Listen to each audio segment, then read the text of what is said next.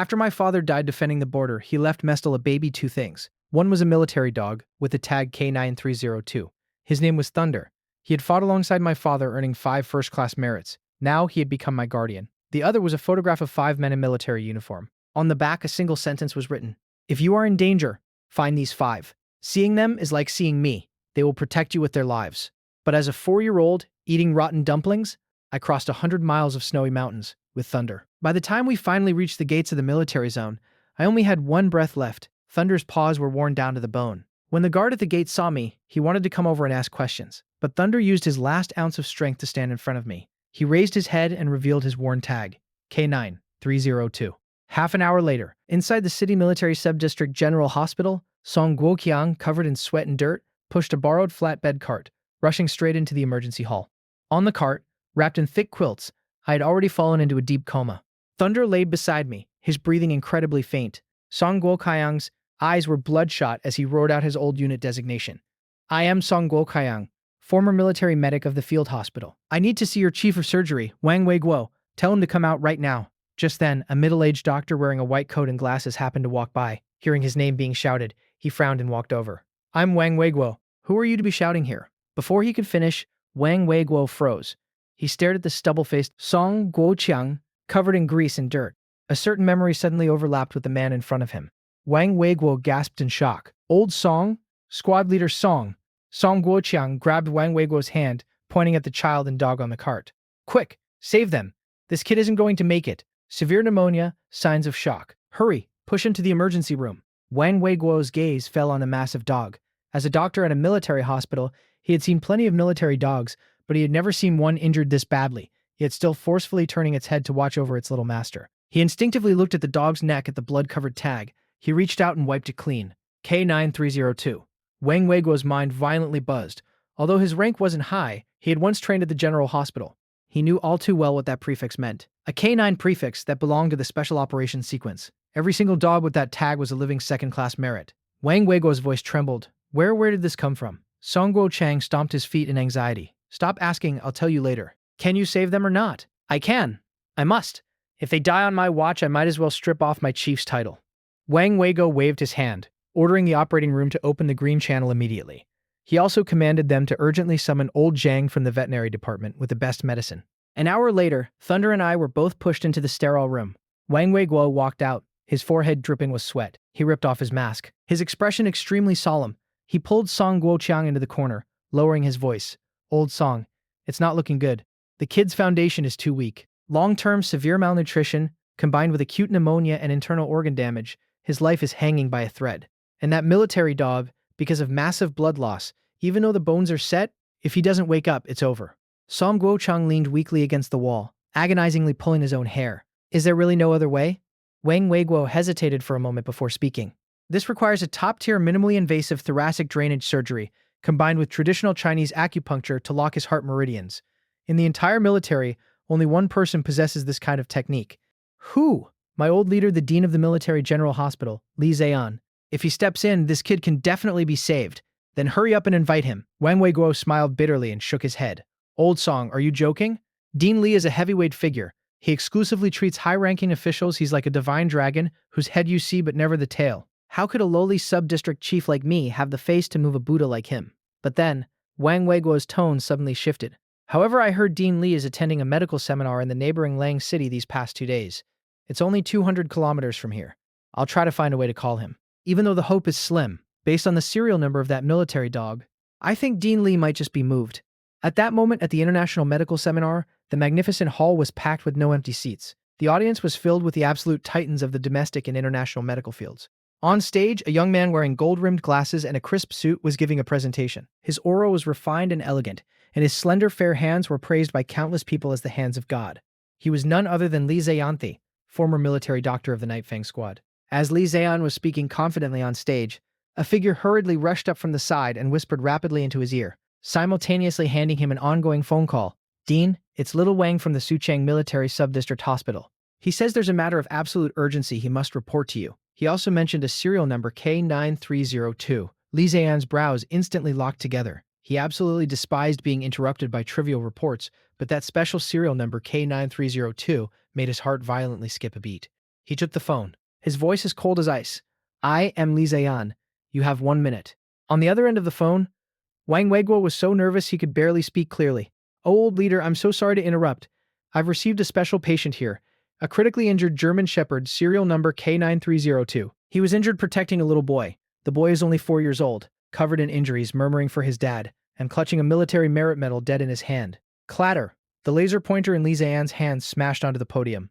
All the experts in the hall were dumbfounded. This Dean Lick, known for his absolute calm, the man who wouldn't bat an eye even if a mountain collapsed in front of him, suddenly had a face as pale as a sheet of paper. Li Ziyan's voice was no longer icy. Instead, it carried a trace of unbelievable trembling. "How old is the boy?" "Around 4 years old." "What does he look like?" "Very skinny, big eyes, thick eyebrows." Li Ziyan's heart suddenly constricted. 4 years old, the timeline matched perfectly. Captain Ye had sacrificed himself over 4 years ago. K9302. That was Captain Ye's most treasured military dog back in the day. He still remembered Captain Ye saying, "When we win this war, I'm taking this dog home." If this was true, then this boy Li Ziyan suddenly roared into the phone, "Wang Weiguo, listen to me carefully. The situation you reported is of absolute emergency. Both that boy and the dog are of vital importance. No matter what methods you have to use, you must keep them alive. I am coming right now." After saying that, he fiercely hung up the phone, completely ignoring the shocked gazes of hundreds of experts in the audience. Without a single word of explanation, he leaped off the stage and sprinted madly towards the exit. "Get a car to Suchang immediately. Contact air traffic control and request a flight route for me. I want the fastest helicopter. If there's no helicopter, drive that red flag car to me and floor the gas." At this moment, the refined and elegant Li Ziyan vanished.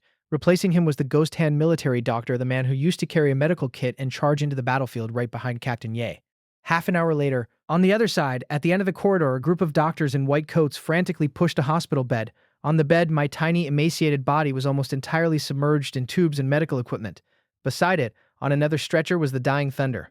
Blood pressure 40/60. Heart rate dropping below 50. Ventricular fibrillation. Wang Weiguo was sweating profusely, his voice trembling. "Hurry!" At this hair-raising moment of life and death, the doors to the operating room were violently pushed open by a massive force. A piercing, freezing wind, carrying the smell of disinfectant, instantly swept through the entire room. A man wearing gold-rimmed glasses strode in dominantly, followed closely by 2 assistants carrying silver metal cases. His aura was as cold and sharp as a freshly unsheathed surgical scalpel. "Who are you?" "This is a sterile area," a young nurse subconsciously shouted. But the man didn't stop his pace. As he walked, he took off his overcoat and casually threw it on the ground, revealing a shirt as white as snow. He didn't look at anyone. His eyes locked dead onto the flatlining monitor, as he let his assistants change him into a surgical gown. Then, his voice rang out, cold and commanding. "I am Li Ziyan. I have already been disinfected. I am taking over this surgery now." The 3 words Li Ziyan were simply like magic. Director Wang Weiguo's entire body jolted, the despair in his eyes instantly transforming into wild joy. "Dean Li, you really arrived." He quickly stepped away from the lead surgeon's position and roared, "Everyone listen up. Obey Dean Li's commands." Li Ziyan walked up to the operating table. He didn't immediately take the scalpel, though slender hand shaded as the ghost hand paused slightly under the shadowless lamp. He saw my face clearly, that pale, gaunt, scar-covered little face. Even in a deep coma, my eyebrows were still tightly furrowed, as if I was experiencing immense pain in my dreams. Li Ziyan's heart fiercely spasmed. The resemblance was uncanny. Especially those stubborn eyes and brows, they looked exactly like the man who used to light cigarettes for him in the trenches. Li Ziyan took a deep breath, forcefully suppressing his surging emotions. He reached out and took the scalpel handed to him by his assistant. His gaze instantly became razor-sharp. "Adrenaline. Start chest compressions. Assistant, prepare the needles." Swish! The silver metal case was opened. 108 silver needles of varying lengths gleamed with a chilling light under the lamp. This was Li Ziyan's signature ultimate technique, the 13 needles of the Ghost Gate, combining Chinese and Western medicine to defy heaven and alter fate. At this moment, Li Ziyan's fingers moved so fast they were just a blur, piercing the silver needles into my major acupoints, perfectly synchronizing with the micrometer-level precision of his minimally invasive surgery. He was forcibly dragging me back from the gates of hell. Beep, beep, beep. On the monitor, that originally faint line miraculously began to beat, growing stronger and stronger. Beside him, Wang Weiguo watched, absolutely dumbfounded. Divine, simply divine. A technique that only existed in legends, to actually see it with my own eyes today. Half an hour later, fine beads of sweat had formed on Li Ziyan's forehead. He finished the final suture and cut the thread. He let out a long breath, his voice slightly hoarse. His life is saved, but he didn't relax. He turned around and walked towards the adjacent operating table. There, Thunder lay. The chief veterinarian was a bit anxious. "Dean Li, are you going to personally operate on the dog too?" Li Ziyan took off his gloves and put on a fresh pair. He pointed at the tag on Thunder's neck, K9302, and said, "He is my comrade in arms. His life is just as important as any other soldier's."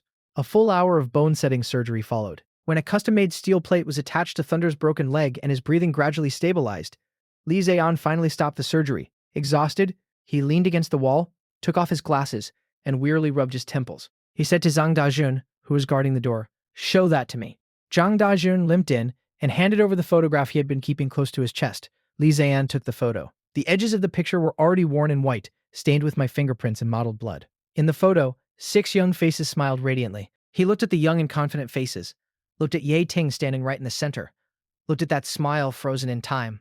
A single scalding tear fell without warning onto the photograph. "It really is you, big brother." Li Zian's finger gently stroked Ye Ting's face on the photo, his voice instantly choking up. "You bastard. You hid this so deeply. You actually left us such a massive surprise. But why didn't you say something sooner? Do you have any idea how much this child has suffered?" His mind flashed back to the old injuries he saw in the operating room. Blunt force trauma, belt lashings, and long-term malnutrition that had stunted his bone growth. Every single scar felt like a knife slicing his heart to pieces. Right at that moment, as the anesthesia wore off, I let out a weak sound. Li Zian quickly wiped away his tears, put on his glasses and crossed over to the bed in a few strides. "Chen Chen, can you hear Uncle speaking?" I struggled to open my eyes. My vision was completely blurry. I could only see a face wearing gold-rimmed glasses, refined and clean. Not that demonic uncle, nor that vicious bad guy. My voice was hoarse, and my big eyes were filled with pure terror. "Uncle, who are you? Are you going to hit me?" Those words made Li Zian, this aloof man with severe misophobia, instantly break down. He actually half knelt by the bed, completely ignoring the blood and dirt on the floor staining his expensive suit. He reached out and stroked my head. "I am Uncle Li. I am your father's best friend. Uncle is a doctor who saves people. I don't hit people. From now on, if anyone dares to lay a finger on you, Uncle will make sure they never pick up a pair of chopsticks again for the rest of their lives." I blinked, tears rolling down the corners of my eyes. "What about Thunder? Uncle said he was going to stew Thunder into soup." "Thunder is fine too." Li Zian pointed to the hospital bed next to us. "Uncle has already healed him. When he wakes up, he can play with you again." Hearing that Thunder was okay, my tense body finally relaxed. I reached out a tiny hand hooked to an IV drip and gently wrapped it around Li Zian's finger. "Thank you, Uncle. Uncle is a good person." The moment that cold little hand hooked around his finger, Li Zian felt that even if you traded him all the wealth and honor in the world, he would willingly give it all up. The ward was filled with silent warmth, but right at this moment, outside the hospital gates, chaos had erupted. After my father died defending the border, he left Mestella baby 2 things. One was a military dog with the tag K9302. His name was Thunder. He had fought alongside my father, earning 17 first-class merits. Now he had become my guardian. The other was a photograph of 5 men in military uniform. On the back, a single sentence was written: "If you are in danger, find these 5. Seeing them is like seeing me. They will protect you with their lives." But as a 4-year-old, eating rotten dumplings, I crossed 100 miles of snowy mountains with Thunder. By the time we finally reached the gates of the military zone, I only had 1 breath left. Thunder's paws were worn down to the bone. The guard at the gate thought I was a little beggar. Just as he was about to chase me away, Thunder used his last ounce of strength to raise his head, revealing his worn tag K9302. Dozens of police cars came roaring in. The flashing red and blue lights illuminated the snow blindingly bright. Mei Chaoxiong didn't manage to catch us at the clinic, but through his informants, he learned we had been sent to the military subdistrict hospital. This time, he didn't bring petty thugs. He played a much bigger trump card: official power. Vice Mayor Zhao Dehan led a squad of police officers, menacingly blocking the hospital entrance. "Step aside, we are executing official duties." Zhao Dehan, wearing an overcoat, had a righteous look on his face. "We received a report that human trafficker Zhang Dajun and an abducted child are in this hospital. We must take them away for investigation." The sentries at the gate stood holding their rifles, not backing down an inch. "This is a restricted military zone. Without the commander's orders, entry is strictly forbidden." Zhao Dehan flew into a furious rage. "Audacious! I am the vice mayor of Suchang. Is there anywhere in my territory I cannot enter? You are openly shielding criminals. Believe it or not, with 1 phone call, I can strip you of your uniforms." Beside him, Mei Chaoxiong squeezed out a few fake tears, crying out hypocritically, "Comrade police, my nephew is in there. He is my flesh and blood. If these military hooligans cause him any harm, who will take responsibility?" Zhao Dehan waved his hand and gave the order. "Charge in directly. Control the suspects first." Dozens of police officers and riot control units immediately surged forward, pushing and shoving the sentries. The scene instantly spiraled out of control. Hearing the commotion, Wang Weigo hurriedly ran out, sweating profusely. "Mayor Zhao, you cannot go in. An emergency surgery is taking place right now. Whatever it is, it needs to wait." Zhao Dehan roughly pushed Wang Weigo aside. "Even if the King of Heaven is in there, he still has to obey the law. Search the place. Just as the riot squad was about to forcefully breach the perimeter, a cold, calm voice dripping with bone-piercing intent cut through the chaos. The glass doors of the lobby slowly opened. Li Zian, wearing his blood-stained white coat, walked out step by step, his hands buried in his pockets. Zhao Dehan froze, looking at this gentle-looking doctor. "Who are you? Get out of the way." Li Zian stood on the steps, looking down at them from above, his gaze as cold as if he were looking at a dead man. He unhurriedly took off his gold-rimmed glasses, wiping them with a handkerchief. "I am the patient's chief attending physician, and I am also the highest authority of this hospital." Mei Chaoxiong burst into mocking laughter. "A stinking doctor dares to act tough? Do you know who I am?" Li Ziyan didn't even spare him a glance from the corner of his eye. His gaze was deadlocked onto Zhao Dehan. "Vice Mayor Zhao, is it? You want to take away my patient?" Zhao Dehan straightened his back. "That's right. That is an abducted child. We are here to rescue him." A cold smirk hooked onto the corner of Li Ziyan's mouth. "Who gave you the guts to call a martyr's orphan an abducted child? And who gave you the authority to come to a military general hospital to snatch someone away?" Zhao Dehan was visibly guilty, but he could only bite the bullet. "Cut the crap and stop using martyrs to pressure me. According to regulations, we must take them away for investigation." Li Ziyan suddenly chuckled. He pulled a red booklet from his pocket and threw it right into Zhao Dehan's chest. "You want to talk about regulations? Then let's have a nice chat about them." Zhao Dehan subconsciously caught the booklet. The moment he flipped it open, his pupils shrank violently. Under the golden national emblem, it clearly read, "Chief Expert of the Central Health Bureau, Li Ziyan." And at the bottom of the page, the steel seal of a major general rank glared blindingly red. Zhao Dehan's hands went completely numb. With a thud, the credential dropped onto the snow. His face instantly turned as pale as a sheet of paper. Central Health Bureau, those were the imperial physicians who treated the nation's highest leaders. A rank unimaginably higher than his measly vice mayor position. Li Ziyan put his glasses back on and slowly walked down the steps. With every step he took, Zhao Dehan and Mei Chaoxiong retreated a step in sheer terror. Li Ziyan's voice wasn't loud, but every word carried the weight of a mountain. He is the family member of a national Tier 1 protected target. During his treatment, anyone who attempts to take him away or disturb him for any reason. He stopped right in front of Zhao Dehan, his slender finger lightly tapping the man's chest, "will be considered as committing treason. I have the authority to order the guard company to execute you on the spot." As soon as these words came out, the entire scene was dead silent. The police officers, who had been aggressive just a moment ago, were now so terrified they couldn't even hold their batons steady. Treason and on-the-spot execution. Who could possibly wear a hat that big? Mei Chaoxiong was completely dumbfounded too. How was this a gentle doctor? This was clearly the living king of hell wearing a white coat. Li Ziyan looked at them and spat out a single word. "Scram." Zhao Dehan, trembling like a leaf, picked up the credential and offered it back with both hands before scurrying into his car like a beaten dog. "Retreat. Quick retreat." Seeing the situation turn completely south, Mei Chaoxiong also prepared to slip away. But Li Ziyan's voice suddenly rang out. "Hold on." His icy gaze instantly locked onto him. "You are the child's uncle, Mei Chaofeng." Mei Chaoxiong bit the bullet and denied it. "No, no, no. I am his older brother-in-law." "Very well." Li Ziyan nodded meaningfully. "I have memorized your name. Take a good look at the snowy scenery of Sucheng while you still have breath in your lungs. I'm afraid you won't get another chance after this." After saying that, he turned around and strode back into the hospital. As soon as Li Ziyan returned to his office and closed the door, a wave of exhaustion washed over him. That gang would definitely pull more dirty tricks. They might even resort to even more despicable methods. Li Ziyan sighed deeply. "Big brother, I'm afraid I alone am not enough to fully protect your son." He then picked up the red secure phone on his desk, took a deep breath, and dialed a number that had been sealed in dust for 4 years. After the call connected, Li Ziyan gripped the receiver, his voice low and hoarse, yet carrying a long suppressed explosive power. "This is Li Ziyan. The boss's only flesh and blood is in Sucheng. He's been bullied to the point of having only half a life left. Get here immediately." He hung up the phone. Walking over to the window, he looked at the blizzard raging outside, and a cold smile finally hooked onto the corner of his lips. "Chen, don't be afraid. Your godfathers will be fully assembled momentarily." At the Sucheng City Military Subdistrict General Hospital, the clamor at the hospital gates was even more bone-piercing than the blizzard. "Oh heavens above, the military is snatching a child. That's my own nephew, the flesh of my heart." The married couple, Mei Chaofeng and Mei Danting, were currently kneeling in the snow at the hospital's main entrance, wearing tattered padded jackets. Crying their lungs out, Mei Chaofeng's leg, which had been bitten by thunder, was still wrapped in bandages, and this ironically became his prop for garnering sympathy. He patted his thigh with one hand and pointed at the armed sentries with the other, accusing them. "Fellow townsfolk, judge for yourselves. The child was misbehaving, so as his uncle, I disciplined him a little. What's wrong with that? But then these people snatched the child away. They even sicked a dog on me. Look at my leg, it's practically ruined." Behind him, dozens of enthusiastic citizens held up banners with black words on a white background. "Return the child.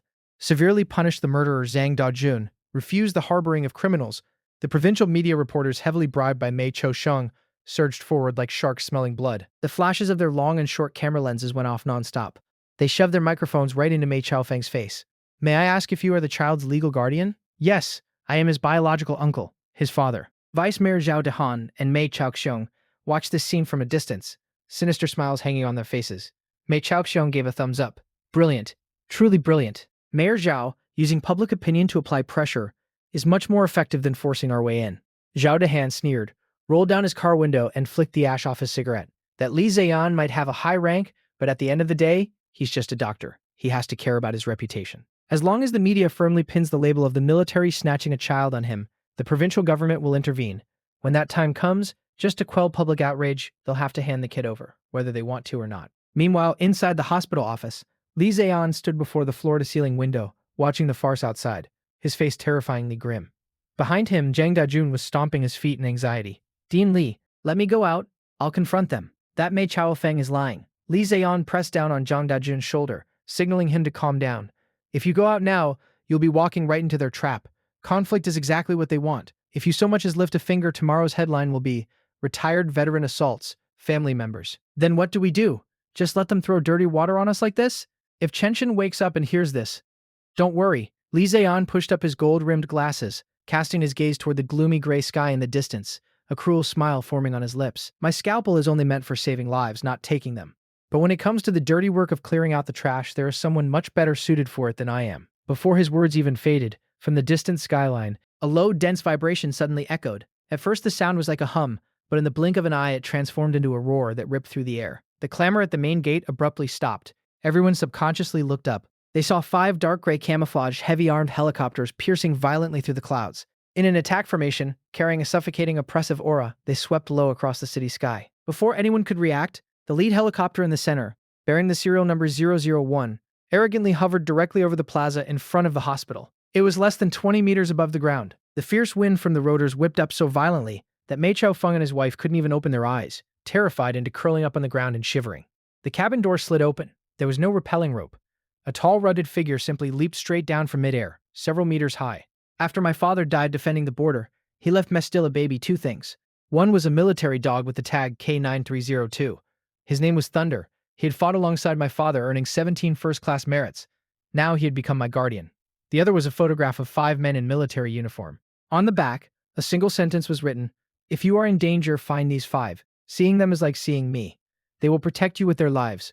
But as a 4-year-old, eating rotten dumplings, I crossed 100 miles of snowy mountains with Thunder. By the time we finally reached the gates of the military zone, I only had 1 breath left.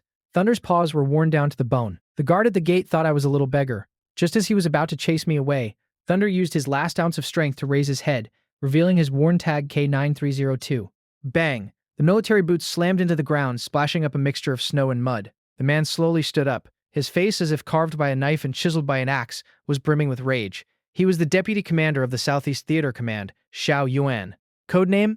Asura. Behind him, the other 4 helicopters rapidly fast-roped down 2 squads of fully armed Special Forces operators. Black tactical masks, ice-cold steel rifles. In an instant, the entire plaza was locked down completely. "Who is making trouble here?" Xiao Yuan's voice wasn't particularly loud, but contrasted against the lingering roar of the helicopters, it struck like a heavy sledgehammer on everyone's chest. Out of the hundreds of people present, not a single one dared to make a sound. Mei Chaofeng cowered on the ground, watching as those gleaming black military boots walked right up to him. He was so terrified his teeth were chattering. I'm looking for my nephew." Xiao Yuan looked down at Mei Chaofeng, as if he were looking at a maggot, a trace of bloodthirsty light flashing in his eyes. He violently leaned down. A massive hand, like a pair of iron tongs, clamped onto Mei Chaofeng's neck.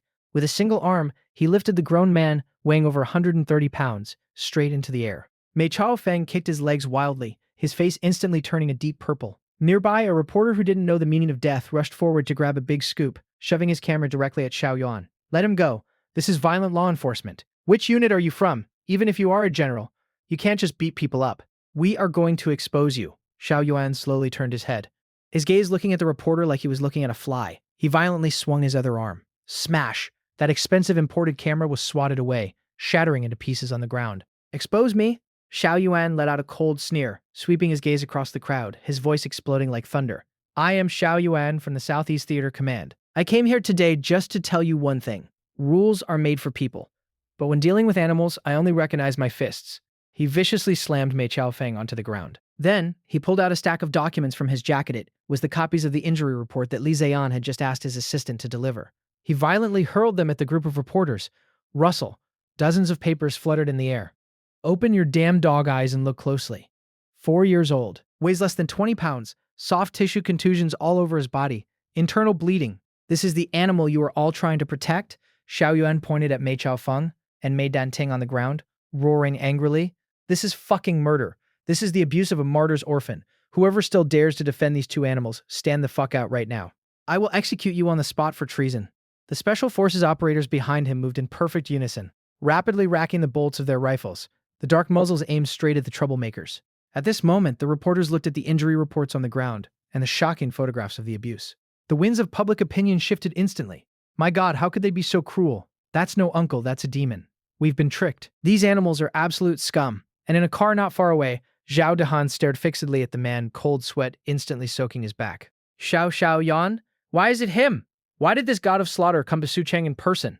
As a man in the system, Zhao Dehan knew the weight of that name all too well. That was a true powerhouse governing a region, a figure of absolute hardline authority. He was a completely different beast compared to a technical cadre like Li Zian. Zhao Dehan's lips trembled. It's over this time, we've kicked an iron plate. Mei Chaoxiong was still acting tough beside him. What are you afraid of? No matter how powerful he is, he can't be more powerful than the provincial government. Even a mighty dragon can't suppress a local snake. Zhao Dehan violently slapped Mei Chaoxiong across the face. What the hell do you know? That is the god of slaughter. If he goes crazy, he could blow this piece of junk car with both of us inside. Straight into oblivion. Drive! Now! Before the two of them could even start the car, Xiao Yuan seemed to sense something. He fiercely turned his head. Those falcon-like eyes pierced through dozens of meters of blizzard and locked onto the black sedan with pinpoint precision. Xiao Yuan raised his hand and made a throat-slitting gesture in Zhao Dehan's direction. Then, he mouthed the words, "Wash your neck." Gasp! Terrified out of his wits, Zhao Dehan slammed the gas pedal to the floor. The car shot out like a frightened stray dog, fleeing pathetically. Outside the hospital lobby, before entering, Xiao Yan deliberately stood in the wind to cool off, adjusting his collar before carefully pushing open the lobby doors. You're here. Li Zian stood there, handing him a hot towel. Xiao Yuan took the towel, haphazardly wiped his face, and his voice instantly became hoarse. Zian, how is Big Brother's kid? Li Zian sighed deeply. He's awake, still in the ICU, but his psychological trauma is extremely severe. He won't speak and he won't let anyone get close to him. He's clutching that photograph dead in his hands. No one can take it from him. You should go see him. You are standing right next to Big Brother in the photo. He should recognize you. Xiao Yan nodded, taking a deep breath, and walked towards the intensive care unit with heavy steps. With every step he took, this man of iron felt his heart grow more apprehensive. He had killed countless enemies, commanded tens of thousands of troops, yet at this moment, he was terrified of facing a 4-year-old child. He was afraid of his tears. He was afraid of his pain. But most of all, he was afraid the child would ask, "Why didn't you come sooner?" Inside the ICU, my tiny body was curled up on the massive hospital bed, like a terrified little rabbit. When Xiao Yuan walked in, he intentionally softened his steps, trying to make himself look less intimidating. When I saw the big man walk in, my eyes suddenly lit up. I recognized those clothes and the fierce-looking uncle standing next to my dad in the picture. Xiao Yuan walked to the bed and knelt on one knee. As he looked at my large eyes, which perfectly resembled Ye Ting's, tears instantly streamed down his face. Chen Xiao Yuan's voice trembled. I am Uncle Xiao. I am your father's brother in arms. I blinked, tears sliding from the corners of my eyes. Then, I reached out my tiny hand with the IV needle, holding up that photograph, pointing at the man with a murderous aura in the picture, and then pointing at Xiao Yuan. Are you this uncle? Xiao Yuan couldn't hold it back anymore. He grabbed my little hand, pressed it against his stubble-covered face, and broke down crying bitterly. Yes, I am Uncle Xiao. Don't be afraid, Chen uncle is here. From now on, no one will ever dare to bully you again. I felt that rough yet warm touch, and then I struggled to raise my hand to wipe Xiao Yuan's tears. Chen doesn't hurt anymore, Uncle Li gave Chen candy. Outside the door, Li Zian and Zhang Dajun watched the scene, both silently turning away to wipe their eyes. On the other side, the deeply shaken Zhao Dehan and Mei Choksheng were hiding in a private VIP room. Zhao Dehan was downing glass after glass of hard liquor, his hands trembling nonstop. It's over. It's all completely over. Xiao Yuan has personally stepped in, and they have the injury reports. That Li Zian is no pushover either. We are going to rot in prison for the rest of our lives this time. What are you afraid of? Although Mei Chaoxiong was scared too, he was absolutely unwilling to just go down like this. He was a desperado. The more desperate the situation, the crazier he became. Don't we still have one last trump card in our hands? What card? The one from the provincial government? Zhao Dahan lowered his voice. Don't forget, that person is on the same boat as you, and I heard he's at a critical stage of his promotion recently. He is terrified of scandals. If we go down, all the dirty work we did for him in the past. He he he. A sinister gleam flashed in Zhao Dahan's eyes. That's right, he who is barefoot is not afraid of he who wears shoes. If the military really wants to drive them to absolute extinction, then they can't be blamed for fighting to the bitter end. Zhao Dahan gritted his teeth and picked up his phone. I'll call Vice Governor Yan right now. I'll say the military is interfering in local politics, that Xiao Yuan is trying to build his own independent kingdom in Sucheng for personal reasons. I refuse to believe there are no laws left in this country. A trace of venom flashed in Mei Chouxiong's eyes. Also, Xiao Yuan might be tough, but he can't guard the hospital forever, right? As long as I find an opportunity, I can still get someone to sneak in. As long as that little bastard dies, there will be no evidence left at all. At this moment, inside the dean's office at the Sucheng City Military Subdistrict General Hospital, the atmosphere was drawn tighter than a bowstring. The air was thick with the smell of gunpowder. After my father died defending the border, he left Miss Still a baby two things. One was a military dog with the tag K9302. His name was Thunder. He had fought alongside my father, earning 17 first-class merits. Now he had become my guardian. The other was a photograph of 5 men in military uniform. On the back, a single sentence was written. If you are in danger, find these 5. Seeing them is like seeing me. They will protect you with their lives. But as a 4-year-old eating rotten dumplings, I crossed 100 miles of snowy mountains with Thunder. By the time we finally reached the gates of the military zone, I only had one breath left. Thunder's paws were worn down to the bone. The guard at the gate thought I was a little beggar. Just as he was about to chase me away, Thunder used his last ounce of strength to raise his head, revealing his worn tag K9302. This is absolutely outrageous. A middle-aged man wearing a Mao suit, his hair combed immaculately, slammed the table, spit flying as he shouted. He was Secretary Liu, the secretary to Vice Governor Yan. Behind him, Zhao Dahan stood with a straight back, wearing a smug look of a villain who had gotten his way. Secretary Liu pushed up his glasses, his tone arrogant. Vice Governor Yan just personally called. He expressed severe concern over the so-called military-civilian conflict happening in Sucheng. Governor Yan's meaning is that this matter must be viewed in 2 parts. Mei Chaofeng's abuse of the child is a personal action, and he must be severely punished. However, his tone suddenly shifted, pointing at Zhao Dahan and Mei Chaosheng, who was waiting outside. Vice Mayor Zhao and Comrade Mei Chaosheng were deceived. Were they not also trying to rescue the child? Although their methods were slightly flawed, their starting point was good. Now your military is detaining people and refusing to let them go. You even deployed armed helicopters. Do you know how terrible of an influence this is? Governor Yan's directive is to hand the Mei Chaofeng couple over to the judicial authorities. All other unrelated personnel are to be released immediately. Let the matter end here. Xiao Yuan sat on the sofa, currently wiping down a black Glock pistol. Hearing these words, he looked up, his gaze like looking at a dead man. You're telling me to let the matter end here. My nephew is still lying in the ICU. Secretary Liu was startled by Xiao Yuan's gaze, but stubbornly relying on Vice Governor Yan's backing. He bit the bullet and said, Commander Xiao, please watch your attitude. Local affairs are not under the jurisdiction of the military. Are you trying to defy orders? Defy orders. Xiao Yuan violently slammed his gun onto the coffee table. Bang! The teacup shattered from the impact. Just as he was about to stand up and strike, a slender hand pressed down on his shoulder. Li Ziyan pushed his glasses up, his voice freezing cold.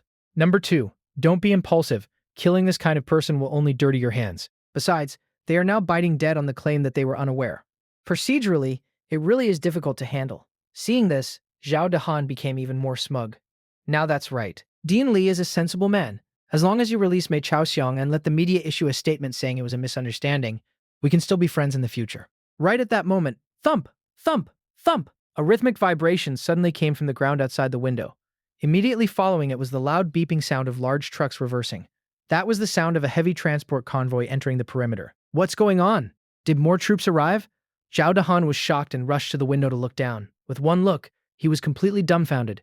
What arrived were not military green trucks, nor armored vehicles, but a fleet of identical, pure black red flag sedans. A full 20 of them. The massive motorcade drove majestically into the hospital plaza. A group of staff members wearing black suits and white gloves quickly stepped out of the cars. Some rolled out a red carpet while others carried briefcases and metal boxes. Secretary Liu was also stunned. Which top leader is this? The spectacle is even grander than Vice Governor Yan's. The door of the extended red flag sedan right in the center slowly opened. A man around 30 years old stepped out. He was wearing a meticulously tailored dark gray cashmere overcoat and a Scottish tartan scarf. He had a fair, clean-cut face with a gentle smile hanging on his lips. In one hand, he was rotating a string of priceless lobular red sandalwood prayer beads. In his other hand, he was clutching a thick black ledger. He was the former demolitions expert and logistics manager of the Night Fang squad, and the current Deputy Minister of the General Logistics Department, Ye Qingzhou. Ye Qingzhou walked into the office, smiling as he scanned the room. Second brother. Third brother. What's going on? You still haven't settled this trivial matter? You actually made me make a trip personally. Xiao Yuan put away his gun. He let out a cold snort. A few flies showed up. It's disgusting. Secretary Liu looked at Ye Qingzhou, finding him vaguely familiar but seeing his incredibly wealthy and noble aura, he probed cautiously. And this gentleman is? Ye Qingzhou completely ignored him. He walked straight to the sofa and sat down, tossing that black ledger onto the coffee table. Then, he snapped his fingers at his assistant behind him. Go. Bring that guy named Mei Chaosong in here. Also inform Vice Mayor Zhao that he doesn't need to leave. I have some accounts I want to settle with him. Zhao Dahan's face darkened, his voice deepening. Who the hell do you think you are? This is Su Cheng. I am the Vice Mayor. Ye Qingzhou lifted his eyelids. He glanced at Zhao Dahan, then unhurriedly flipped open the first page of the ledger. Zhao Dahan, male, 46 years old, Vice Mayor of Sucheng in charge of urban construction. In 1982, regarding the City South Development Zone project, you accepted a transfer of $300,000 from Yongjae Construction Company. In 1983, at the Grand Lisboa Casino in Macau, you lost $200,000 in public funds, which was paid off on your behalf by Mei Chaoxiong. In 1984, which was last month, you bought a villa for your mistress in the provincial capital. The name on the property deed is your brother-in-law's, but the funder was still Mei Chaoxiong. Zhao Dahan's face instantly turned ghastly pale. Cold sweat poured down like a waterfall. You're sprouting nonsense. Who are you? This is slander. Ye Qingzhou smiled. Slander? Vice Mayor Zhao, for every single transaction I just mentioned, I have the bank transfer records, casino surveillance footage, and the recorded confession of your mistress. He closed the ledger and leaned forward. Allow me to introduce myself. I am Ye Qingzhou. I manage the money bags of the entire military, and conveniently, I also oversee the Special Audit Bureau for all major banks. In my ledger, there is no money I cannot trace, only people I don't feel like investigating. Ye Qingzhou. Hearing that name, Secretary Liu's legs turned to jelly, and he almost fell to his knees. As a secretary for the provincial government, he knew the weight of that name all too well. That was a titan among red-capped businessmen, the god of wealth who controlled the lifelines of the nation's strategic resources. Even when the provincial government faced a fiscal deficit, they had to go to him to allocate funds. Even Vice Governor Yan had to politely call him Minister Ye when they met. Secretary Liu's voice trembled uncontrollably. Minister Ye, this is a misunderstanding. Governor Yan didn't know you had arrived. Ye Qingzhou gently rotated the prayer beads in his hand. Governor Yan? You mean Yan Lieben, right? That phone call he just made was quite timely. Perfect. I actually have an account regarding him right here as well. That unfinished human project in Sucheng, it seems Governor Yan's brother-in-law also holds a share in it, right? Secretary Liu's face turned ashen. Thud. He slumped motionlessly into a chair. It's over, it's completely over. This guy wasn't here to reason with them. He was here to raid their homes and confiscate everything. Ye Qingzhou stood up. He walked over to the terrified Zhao Dahan and gently patted his sweat-drenched face. Zhao Dahan, spend the rest of your life in a prison cell slowly calculating your accounts. Ye Qingzhou gave a soft command. Men. 2 internal guards wearing black suits rushed in from outside. They directly hoisted up Zhao Dahan, who was already paralyzed like mud, taking him away to be handed over to the procuratorate. The charge, suspected of stealing military secrets and endangering national defense security. After dealing with Zhao Dahan, Ye Qingzhou turned to look at Secretary Liu. Go back and tell Yan Lieben to behave himself. Secretary Liu stumbled and crawled his way out of the room. At this moment, Xiao Yuan gave a thumbs up. Number 5, you're still as ruthless as ever. Ye Qingzhou rolled his eyes. All right, stop kissing my ass. I'm going to see my son. In the ward. Zhang Dajun was holding a bowl, clumsily trying to coax me. Chen, be a good boy. Take another sip. I shook my head, my little mouth pouting, eyes welling with tears. Uncle, it doesn't taste good. I want to eat something sweet. Zhang Dajun helplessly shook his head. Dean Li said you can't eat sweets, otherwise your stomach won't be able to handle it. Right at that moment, the ward door opened. Ye Qingzhou walked in with a beaming smile. Who says he can't eat sweets? Behind him, 2 chefs wearing tall hats pushed a silver dining cart in. Li Zheyan, who was following closely behind, frowned. Number 5, don't mess around. His digestive function is extremely weak right now. Relax, my great dean. Ye Qingzhou lifted the cover off the dining cart. Inside was an exquisite small porcelain bowl holding a milky white paste that emitted an incredibly enticing aroma. This is goat's colostrum I specially had flown in from New Zealand, paired with century-old wild mountain ginseng milled into powder, plus a tiny bit of manuka honey. It's highly nutritious, easy to digest, and it's sweet. Ye Qingzhou walked to the bed. Looking at this heartbreakingly thin child, his heart completely melted. Chen, I am Uncle Ye. Then, Ye Qingzhou picked up the bowl, scooped a spoonful with a golden spoon, gently blew on it to cool it down, and said, Come, try the delicious food Uncle brought for you. I looked at him timidly, then opened my mouth and took a bite. Sweet, fragrant. It was a taste I had never experienced in my entire life. Is it good? Ye Qingzhou asked expectantly. I nodded. It's good. It tastes like a mom's flavor. Made Ye Qingzhou's eyes redden even more. If it's good, you can eat it every single day from now on. Uncle has already bought that entire sheep farm just to produce milk exclusively for Chen Chen. Just then, a noisy commotion came from outside the door. Let me go. I am Mei Chaoxiong. I want to see Vice Mayor Zhao. After my father died defending the border, he left Mestil a baby two things. One was a military dog with the tag K9302. His name was Thunder. He had fought alongside my father, earning 17 first-class merits. Now he had become my guardian. The other was a photograph of 5 men in military uniform. On the back, a single sentence was written. If you are in danger, find these 5. Seeing them is like seeing me. They will protect you with their lives. But as a 4-year-old, eating rotten dumplings, I crossed 100 miles of snowy mountains with Thunder.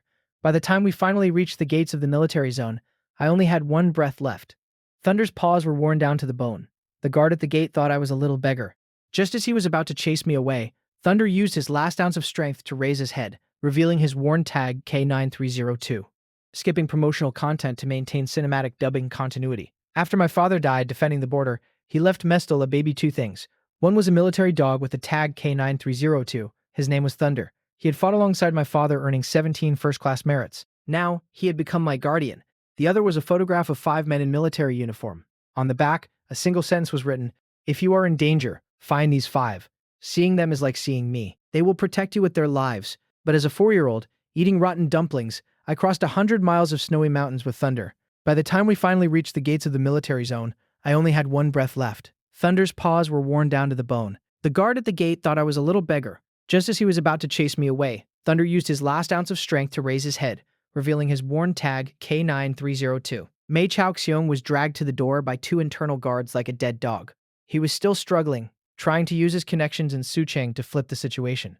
Ye Qingzhou stood up, the affectionate look on his face instantly vanishing. He walked out of the ward and looked down at Mei Chaoxiong from above. Then, he pulled out that ledger from his jacket, flipped to a certain page, ripped it out, and threw it right into Mei Chaoxiong's face. Zhao Dahan. He's probably writing a confession right now. He has no time for you. Ye Qingzhou checked his watch and said indifferently, Your companies, your dance halls, all of your assets, they were frozen by the bank 5 minutes ago, because we discovered you have massive tax evasion and money laundering activities. Also, that 30 million in high-interest loans you owe your creditors, just transfer the debt to me.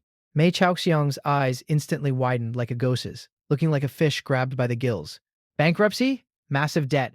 Ye Qingzhou crouched down and patted Mei Chaoxiong's despairing face. Now, I am your biggest creditor. Don't worry, I won't kill you. I will let you live, let you watch yourself turn from the wealthiest man in Sucheng into a beggar who isn't even qualified to sell medicine on the streets. After saying that, Ye Qingzhou stood up and wiped his hands in disgust. Take him away. Don't let him dirty the hospital's floors. Watching Mei Chaoxiong being dragged away like a puddle of mud, Ye Qingzhou adjusted his overcoat. He turned to Xiao Yuan and Li Zian and said, All right, the money matters are settled, and the official sideshow is handled. Next, it should be time for the most ruthless guy to make his entrance. Right?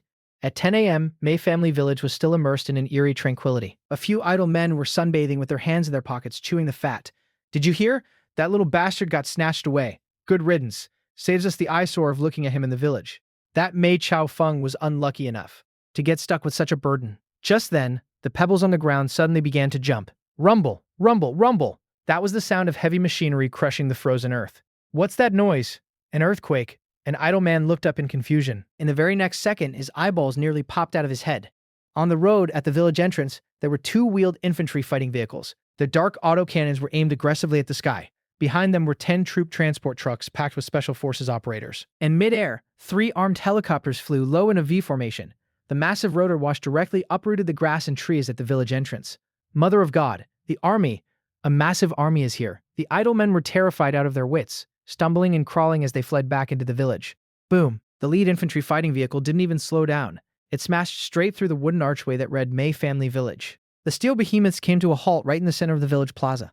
The vehicle doors opened. A massive military boot stomped heavily onto the ground, sending snow and mud flying. The man who stepped out was 1.95 meters tall, built as solidly as an iron tower. His tactical vest bulged over his special forces camouflage uniform. He wore sunglasses and had an unlit cigar clamped between his teeth. He was the former assaulter and heavy weapons specialist of the Night Fang Squad, the current brigade commander of the Special Forces Female Brigade Thunder God, Lei Hu. Behind him, Zhang Dajun limped off the vehicle. Lei Hu took off his sunglasses, revealing a pair of bloodshot tiger-like eyes that looked ready to devour someone. He glanced at this seemingly peaceful little mountain village and squeezed out 2 words from between his teeth: "Arrest them," at his command. Hundreds of fully armed Special Forces operators descended upon every corner of the village, like tigers sweeping down a mountain. Lei Hu supported Zhang Dajun, his voice rough and booming. "Who bullied Chen Chen? Who beat that dog? Point them out one by one. Leave the rest to me." Zhang Dajun's eyes were red as he pointed at a house on the east side of the village. "That house, the man is a butcher. The day before yesterday, he was the one who brought a lasso, trying to drag Thunder away to butcher him for meat." "Fuck." Lei Hu let out a furious roar and strode over. The courtyard gate was tightly shut. Lei Hu didn't even bother knocking. He delivered a devastating flying kick. Bang! The thick wooden door flew backwards as if it were made of paper. The butcher who was drinking inside was terrified.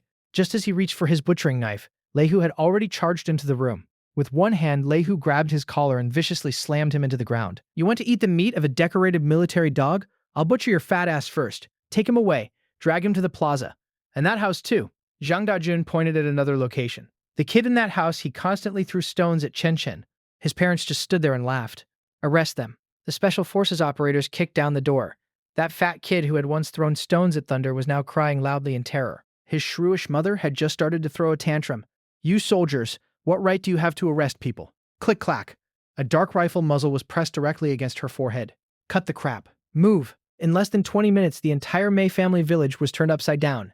Dozens of villagers who had participated in bullying Ye Chen or who had aided the abusers were all escorted to the village plaza. The cold wind howled.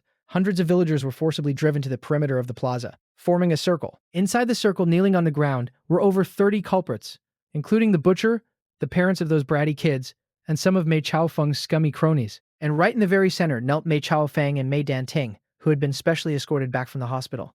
Both were handcuffed, shivering with snot running down their noses, but their eyes still showed a stubborn refusal to submit. Lei Hu stood on a high platform, holding a megaphone. He didn't speak immediately. He scanned the villagers ignorant, numb, terrified, and evasive. It was these very people who had coldly stood by and watched a martyr's orphan suffer a living hell. Lei Hu looked at Mei Chaofeng and let out a cold laugh. "What? Unconvinced? Are you thinking we abused our own kid? What business is it of yours?" Mei Chaofeng, though scared, still held on to his twisted logic. "Officer, this was originally a family matter. I am his uncle. You are abusing your authority. A family matter." Lei Hu violently smashed the megaphone onto the ground. He took large strides right up to Mei Chaofeng. With one hand, he ripped open his own military jacket, revealing a chest covered in scars. Then, he pointed at a long penetrating scar running across his chest. "Look closely. Do you see this scar? This was from 1984 on the Loshin front lines, blasted by a rocket-propelled grenade. At the time, I was knocked unconscious. I was on the verge of dying. Who was it that carried me on his back, forcefully crawling 3 kilometers through a minefield? Who gave me the only shot of morphine, while he endured the agonizing pain of shrapnel cutting through his flesh, with nothing but sheer grit?" At this moment, the entire plaza was dead silent. The only sound was Lei Hu's heavy breathing. Tears burst from Lei Hu's eyes. He pointed towards the north, pointing towards that distant borderline. It was Ye Ting, the deadbeat you constantly talk about, the biological father of that child. He picked the megaphone back up, turning to face all the villagers, his voice filled with the grief and rage of a wounded beast. "Do you people know who Ye Ting was? He was my squad leader. He was my savior. He was the absolute pinnacle king of special forces in the Great Shah military.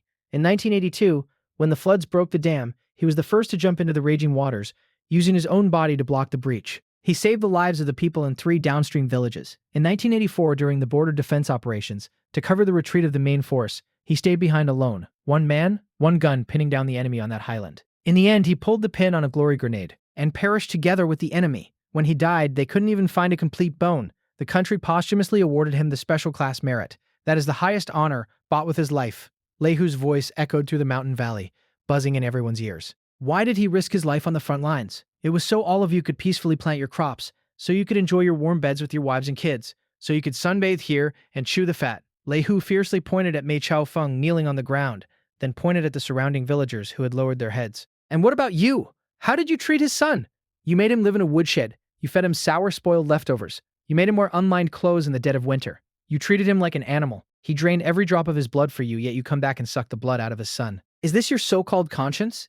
If you had given his son even a single mouthful of hot food, if you had added even a single handful of straw to that doghouse, I, Lei Hu, would be kneeling before all of you right now, kowtowing in gratitude. But you didn't." Boom! Lei Hu viciously punched the stone lion next to him. The The solid granite stone lion actually had a chunk blown off by the sheer force of his punch. Finally, a commotion began in the crowd. An elderly man listening to Lei Hu's furious roar burst into tears. He tremblingly walked out of the crowd and slowly knelt before Lei Hu. "It's a sin, we have committed a grave sin, Hero Ye. We have wronged you." The consciences of those originally numb villagers were finally awakened, or perhaps they were simply crushed by the immense terror and shame. Thud, thud, thud. A massive wave of people dropped to their knees in the plaza. The sound of crying echoed relentlessly. That butcher smashed his head onto the ground over and over. Thump, thump. His forehead was covered in blood. "I'm not human. My heart was blinded by greed. I shouldn't have had designs on that dog." The parent of that bratty kid viciously slapped his own child across the face, then pressed the kid's head down, forcing him to kowtow. Kowtow to Uncle Ye. Kowtow to Uncle Chen. At this moment, Mei family village was completely nailed to the pillar of shame. This was a delayed repentance. Even though it came too late, at least justice had arrived. However, amidst the overwhelming cries and sounds of repentance, Mei Chaofeng and Mei Danting, who were kneeling right in the center, still stubbornly kept their necks stiff. Although their faces showed fear, there was even more of a cornered beast-like madness and desperate hopefulness. "I don't accept this."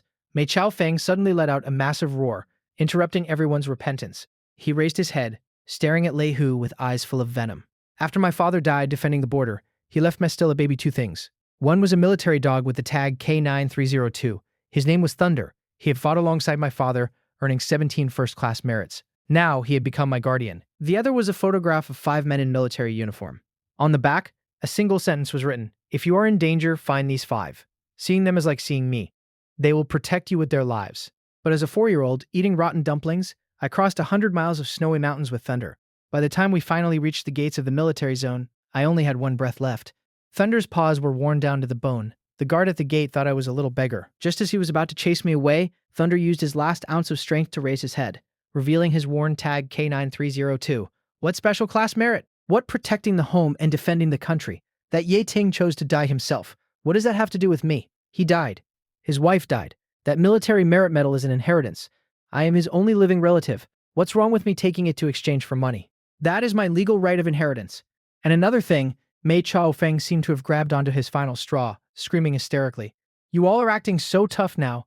Where the hell were you these past 4 years? Now you come here pretending to be good guys putting on a show. Let me tell you, I have a lawyer. My brother-in-law Mei Chaoxiang hasn't been convicted yet. This is nothing more than a family dispute. Don't even think about executing me. At most, I'll do a few years in prison. And when I get out, I'm still going to find that little bastard. A son paying his father's debts is perfectly justified." The entire plaza erupted in an uproar. No one could have ever imagined that a person could be shameless to such a horrifying degree. Even the kneeling villagers stared at the two of them in shock, as if looking at 2 monsters. Lei Hu laughed out of extreme anger. He slowly walked right up to Mei Chaofeng. The raging fire that had been burning in his tiger-like eyes suddenly extinguished, replaced by the dead calm of looking at a corpse. "Good. Very good." Lei Hu nodded. He drew his pistol from his waist. Click-clack. A bullet was chambered. The dark muzzle was pressed directly against Mei Chaofeng's forehead. "Since you want to die this badly, I'll grant your wish." Lei Hu's finger rested on the trigger, slowly applying pressure. "Don't kill me." Mei Chaofeng was finally terrified. The crotch of his pants instantly turned wet, but he was still gambling that Lei Hu wouldn't dare shoot. "You are a general. You can't kill innocent people indiscriminately." "So many people are watching." Zhang Dajun limped over frantically and hugged Lei Hu's arm. "Brigade Commander Lei, you can't fire. Getting a disciplinary action for this kind of scum isn't worth it. Captain Ye is watching from heaven. He wouldn't want this kind of scum to dirty your hands." The veins on Lei Hu's arm bulged, and the muzzle of the gun trembled. He truly wanted to blow this animal's brains out with a single shot, but he knew Zhang Dajun was right. 1 shot would be letting him off too easily. Furthermore, it would bring unnecessary political trouble to the Night Fang squad. Phew! Lei Hu let out a long breath and slowly holstered his gun. He looked at Mei Chaofeng's smug expression of having survived a disaster, and a bone-chilling sneer suddenly formed on the corner of his mouth. "You're right, I can't kill you." Lei Hu patted Mei Chaofeng's face and whispered, "Do you know why my other brother didn't come? Especially number 6? Mei Chaofeng froze. Number 6. However, Lei Hu didn't elaborate further. He merely said meaningfully, "He is a psychopath." A true psychopath. What he loves the most is exactly the kind of scum who are stubborn as a mule, think they know the law, and still hold on to illusions. Mei Chaofeng looked forward to it. Lei Hu stood up and waved at the special forces operators under his command. "Take them all away. Lock these 2 animals up separately. Don't let them die, and don't let them sleep. When it gets dark, hand them over to the newly arrived Military Intelligence Bureau 2. Hearing the words, Military Intelligence Bureau 2, although Mei Chaofeng didn't understand the exact meaning, He instinctively read a message far more terrifying than death from Lei Hu's eyes. The blizzard in the plaza picked up again. The villagers remained kneeling, not daring to rise. Lei Hu stood in front of the collapsed old house of the Ye family and offered a deep, solemn military salute. Squad leader, the villains have been caught, but the resentment hasn't fully dissipated yet. Tonight, number 6, will settle the remaining accounts for you. Stroke by stroke, somewhere in an abandoned air raid shelter in Suchang City, Mei Chaofeng was strapped to an iron chair that was welded completely to the ground. His hands were handcuffed behind his back, and his feet were locked in heavy shackles. At this moment, Mei Chaofeng was screaming hoarsely, "Is anyone there? Let me out. I am a law-abiding citizen. This is illegal detention. I want to see a lawyer. I want to see the vice mayor." Clank, the heavy iron door was slowly pushed open. Mei Chaofeng fiercely raised his head. Walking in was a slender man wearing a black trench coat. He looked to be in his early 30s. His skin had a pale complexion from lack of sunlight. His facial features were exquisitely sharp. In his hand he carried a small silver briefcase. The man closed the door, pulled over a chair, and elegantly sat down directly across from Mei Chaofeng, less than a meter away. He didn't speak. He just quietly looked at Mei Chaofeng. Those eyes were as black as ink, bottomless as if they could see right through a person's soul. "Who are you?" Mei Chaofeng felt his skin crawl from being stared at, and he yelled with fake bravado, "Do you know who I am? My brother-in-law is Mei Chaoshang. I have the mayor backing me." The man, however, smiled. It was a light, breezy smile, but it sent chills straight into the marrow of one's bones. He unhurriedly took off his black leather gloves, revealing a pair of overly slender hands. Then, he opened that silver briefcase. Inside the case, two things were neatly arranged: a thick dossier and a chillingly bright dagger. The man's deep voice, carrying a strange magnetic tone, rang out. "Allow me to introduce myself. I am Shen Yanzhou, Ye Ting's shadow. Of course, they prefer to call me the Grim Reaper." Mei Chaofeng spat. "Playing dress up as a ghost, you think I'm easily scared? If you have the guts, kill me right now." Shen Yanzhou wasn't angry. Instead, he shook his head, picked up the dagger, and nimbly spun it between his fingertips. "Let's play a game." Shen Yanzhou picked up the dossier and slowly unwound the string. "The name of the game is I Know Everything About You. Russell." Dozens of photographs and documents were spread out on the small tray table in front of Mei Chaofeng. Mei Chaofeng, male, 38 years old.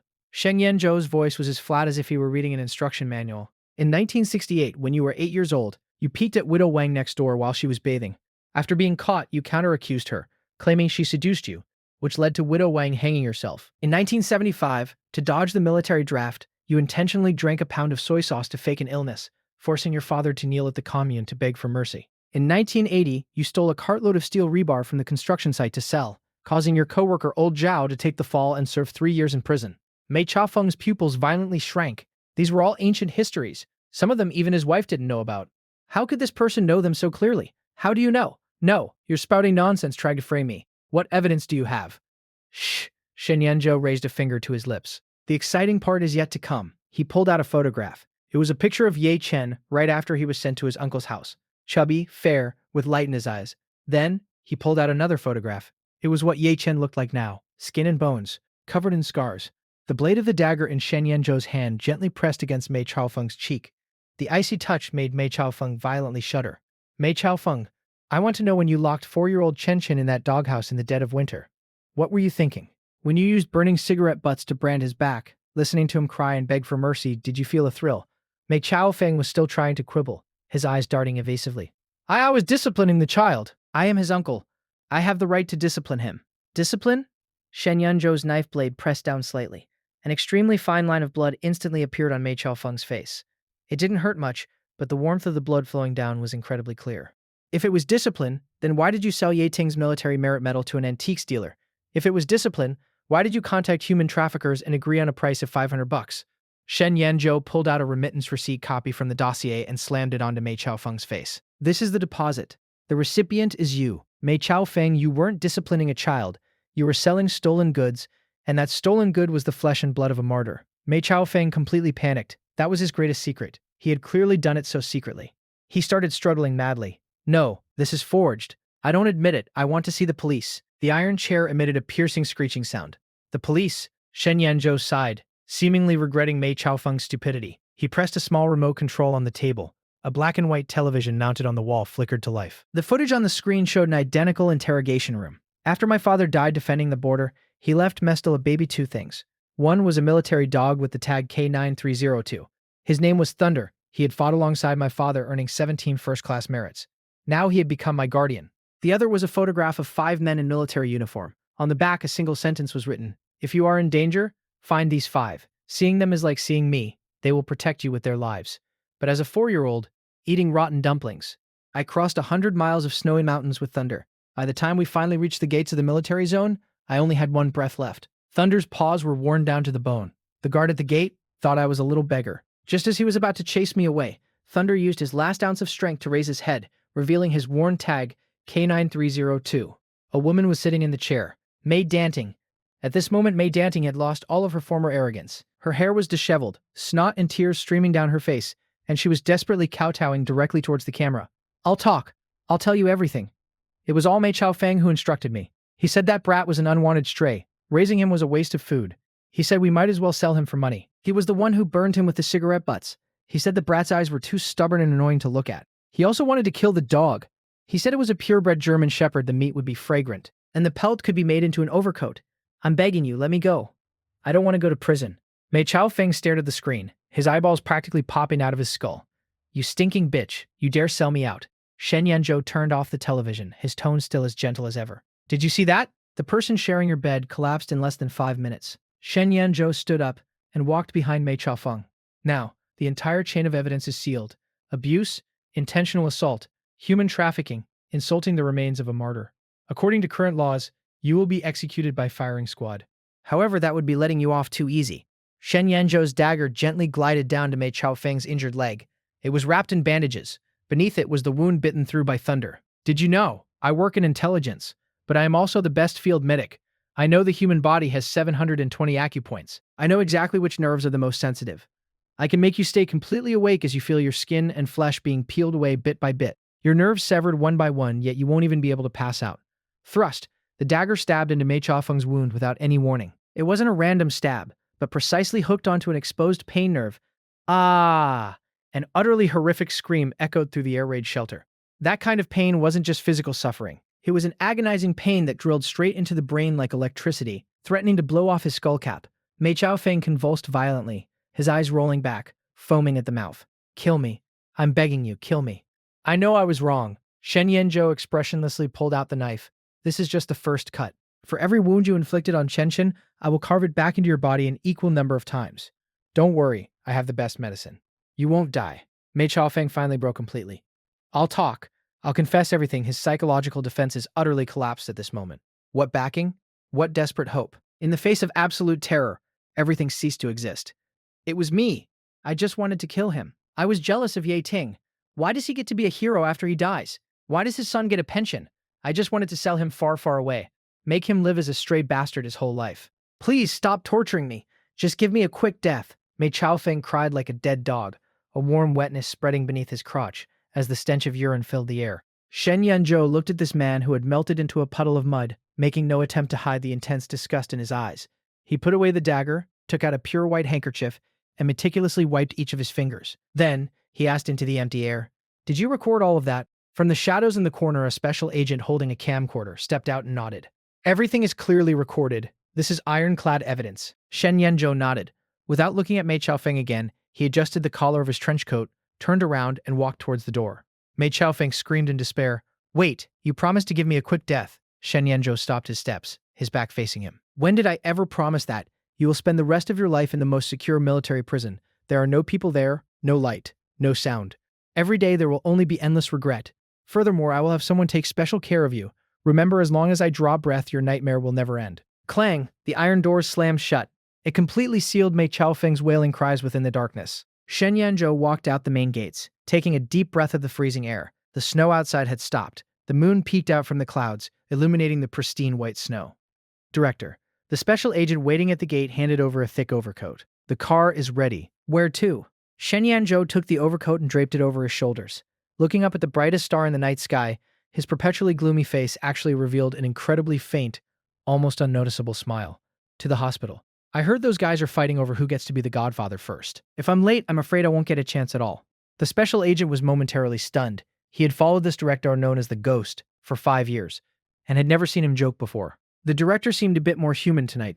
The black sedan started up, crushing the accumulated snow as it sped rapidly towards the Sucheng City district. The headlights sliced through the dark night, illuminating the road ahead. All the darkness had been purged. Inside the Sucheng City Military Sub-District General Hospital, 4 men stood outside a ward door. The atmosphere was somewhat subtle. Xiao Yuan was leaning against the wall smoking a cigarette. Li Zian was repeatedly wiping his glasses with an alcohol prep pad. Lei Hu was pacing back and forth in agitation. Ye Qingzhou was rotating that priceless string of prayer beads in his hand, his brows tightly furrowed. They were waiting for the final brother. Ding! The elevator doors opened. A man wearing a black trench coat, with a pale and delicate face, walked out. He walked without a sound, the tips of his toes barely touching the ground, like a floating ghost. In his hand he carried that silver briefcase he had just brought out from the interrogation room. A faint, hair-raising murderous aura still lingered on his body. The fifth divine general, the ghost, Shen Yanzhou, had arrived. Xiao Yan stubbed out his cigarette and looked up. Number 6. Did you clean it up nicely? Shen Yanzhou stopped his steps. There was no emotional fluctuation in those pitch-black eyes. He just gave a slight nod. It's clean. Mei Chaofeng will spend the rest of his life in terror. He will beg every god and Buddha to let him die sooner. Lei Hu grinned, revealing a row of white teeth. As expected of you. Your hands are dirty, but your heart is even darker. Shen Yanzhou didn't smile. His gaze passed over his 4 older brothers and landed on that tightly shut ward door. The Grim Reaper, who had been overflowing with killing intent just moments ago, actually seemed a bit at a loss now. He instinctively adjusted the collar of his trench coat, then shoved his hands into his pockets as if trying to hide the hands that had just been stained with the stench of blood. Shen Yanzhou's voice was a bit dry. Is Big Brother's kid inside? Ye Qingzhou sighed. He woke up, just drank a little milk. He's hugging the photograph and staring blankly right now. Shen Yanzhou hesitated, stepping back half a pace, his voice dropping low. I won't go in. My aura of slaughter is too heavy. And I look too gloomy. I don't want to scare the kid into crying. He was an expert in intelligence and interrogation. He lived in the shadows year-round. He was used to being feared, but he had no idea how to face a soft, fragile little life. Cut the crap. Lei Hu threw his arm around Shen Yanzhou's neck, not caring whether he was willing or not, and forcefully dragged him toward the door. You are his godfather. Even the ugliest daughter-in-law has to meet the in-laws eventually. Get in here. That's right. The ward door was pushed open. The originally spacious special ward was now jam-packed with all sorts of gifts Ye Qingzhou had bought. On the large bed right in the center, my tiny body sank into the soft down quilt. Thunder lay beside the bed. Although his leg was in a cast, his spirits were much better. Hearing the door open, I startled like a frightened little deer.